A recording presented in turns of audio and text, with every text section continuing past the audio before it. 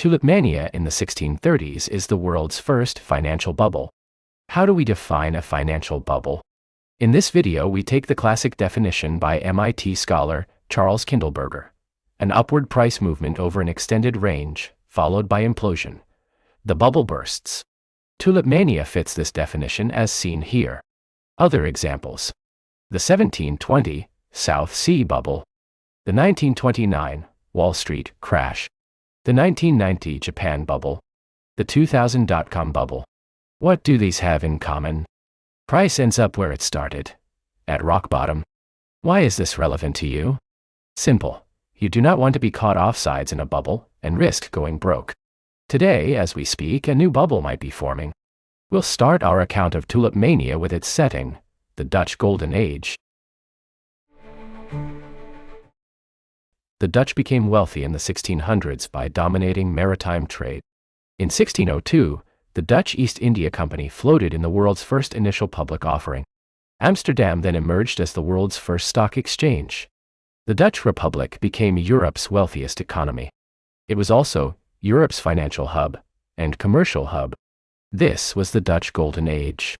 For the next 100 years, the Dutch enjoyed the world's highest per capita income.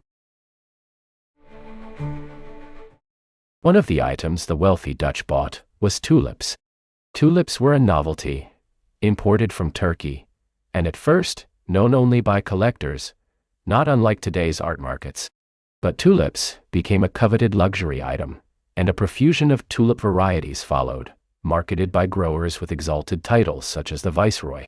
As tulip prices rose, financial speculators entered the market, bringing an instrument from the Amsterdam Stock Exchange: futures.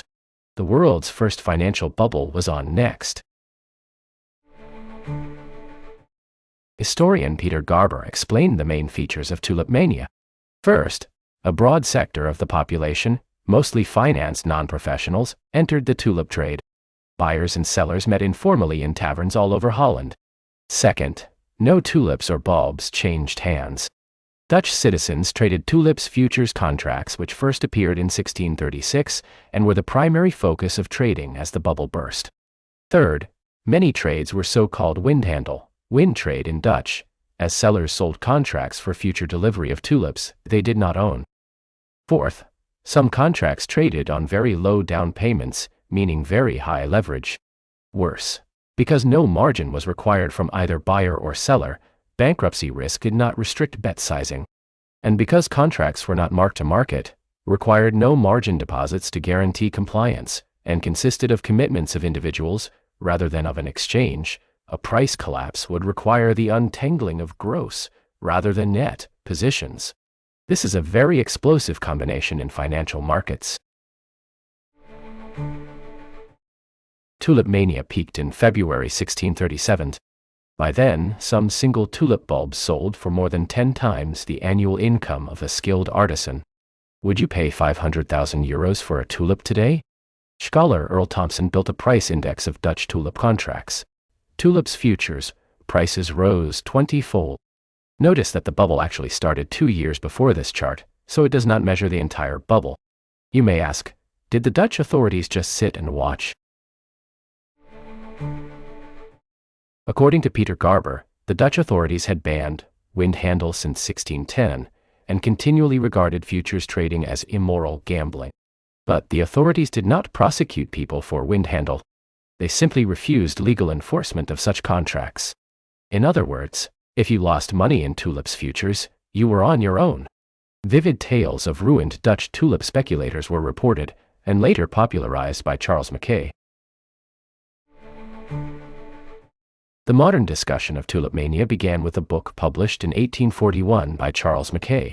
This book remains popular today with traders, even though several scholars since the 1980s have identified flaws and exaggerations in this book. Did despairing tulip sellers really drown themselves in canals? A contemporary critic, Anne Goldgar, claims not only that Tulipmania was overblown, but also that the crisis might not have been financial. Unfortunately, many YouTube videos take Goldgar's view as the last word on Tulipmania, and wrongly conclude that there was no financial distress in Holland after all. But historian Arjen Dijkstra shows that the crisis after Tulipmania was very real.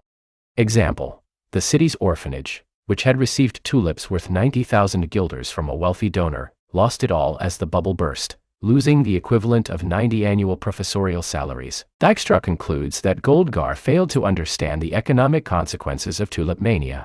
This view is in line with Kindleberger, who writes that the Dutch economy did slow down in the 1640s. Tulipmania, as told by Kindleberger, is very helpful to individual investors such as you.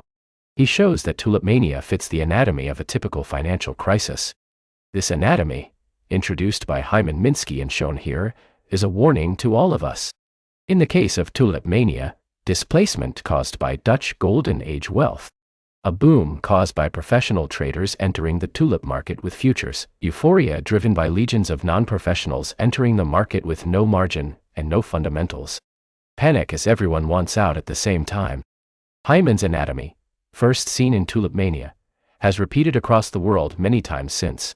Human nature and financial markets do not change at the core. Look around in present day and consider whether Minsky could describe a given asset class in a geography you are exposed to. Good luck. The verified sources we base this video on are listed here. We encourage you to tell us whether your interpretation of these sources is different, or whether you'd like to suggest other verified sources. What do these tell us altogether? First, nobody disputes that tulip prices exploded and then crashed. Second, no historian seems to dispute that the bubble features as told by Kindleberger and Garber describe Tulipmania well. However, there is no consensus about the financial crisis following Tulipmania. And Goldgar even claims there was no financial crisis. But as we have seen, other historians as well as the administrators of the orphanage that lost today's equivalent of 6 million euros would disagree with the thought that the aftermath of Tulipmania was not that bad. Whether Tulipmania led to a strong or mild financial hangover is moot. Here's what matters: people did go bankrupt. Tulipmania's takeaway for you is simple. Make sure the bubble signs per Kindleberger or Garber do not appear anywhere where your money is. Thank you for watching. If you'd like to learn more financial history from verified sources, subscribe to our channel and join our community of individual investors who strive to learn from the misfortunes of others to avoid similar fates.